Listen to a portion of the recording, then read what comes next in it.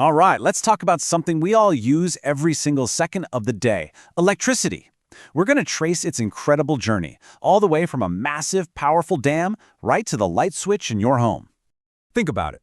You walk into a room, you flip a switch, and boom, light. It's instant, it's simple, but have you ever really stopped to think about the incredible story behind that one little action? Where does that power actually come from? Well, for a huge chunk of the planet, that whole journey starts with something pretty amazing: the raw, untamed power of a river harnessed by one of humanity's most impressive engineering feats. Okay, so let's get into it. A dam isn't just a giant concrete wall. The best way to think about it is like a massive energy bank. And the currency it's storing, well, it's just plain old water. This whole thing works because of a really cool, simple idea from physics class: potential versus kinetic energy.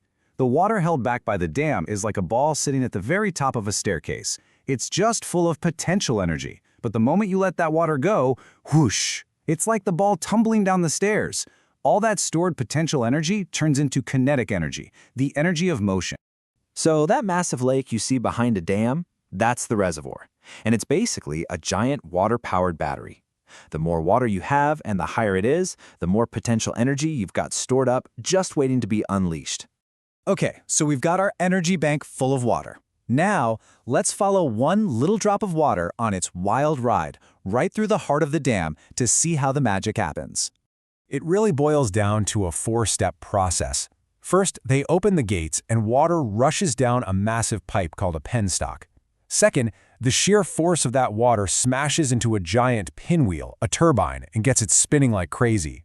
Third, that spinning turbine is hooked up to a generator, and that's what actually creates the electricity. And finally, the water just flows right back out into the river downstream. Pretty neat, right? None of it gets used up. So what's going on inside that generator? Is it magic? Kinda. It's a scientific principle called electromagnetic induction. Basically, the turbine spins these huge magnets past big coils of copper wire. And when you move a magnet near a wire like that, boom, you create an electric current. That's really it. It's just converting pure motion directly into electricity. And just like that, we've got electricity. But hold on, our journey is far from over. Getting that raw power from the dam, sometimes hundreds of miles away, all the way to your phone charger, well, that's a whole other adventure. Right out of the gate, the electricity coming from the generator is at something like 25,000 volts. Now that is a ton of power, but believe it or not, it's not nearly enough for the long trip ahead. See, to send electricity over those huge power lines you see crisscrossing the country, you have to ramp up the voltage big time. They use something called a step-up transformer to boost it to over 220,000 volts. Why so high? It's all about efficiency. The higher the voltage, the less energy you lose as heat along the way. Okay, so after its long journey, this super high-voltage electricity finally gets to your city. It hits a local substation, and there, the whole process starts to go in reverse. A step-down transformer brings the voltage way down to around 11,000 volts to get it ready to be sent out to all the different neighborhoods. And for the very last leg of the trip, you know those gray, can-shaped things you see on power poles? That's the final transformer. It takes that 11,000 volts and drops it all the way down to the safe, usable 230 volts that powers your TV, your lights, everything. So there you have it. It's an incredible system. But, and this is a big but, even though hydropower is considered clean energy, it comes with a massive impact. It's really important we look at both sides of this story.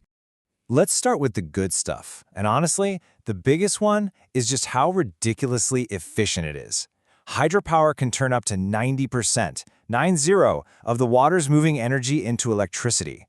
I mean, compare that to a typical coal or gas plant, which is lucky to hit 35 or 40%.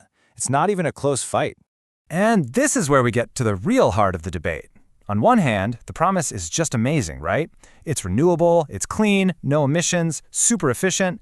Dams can even help with things like irrigation and flood control. But the price you pay to get there is incredibly high.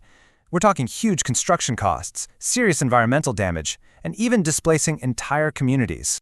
And when we talk about that price, it's not just numbers on a spreadsheet. We're talking about very real consequences. Building a dam means flooding vast areas, submerging forests and animal habitats forever.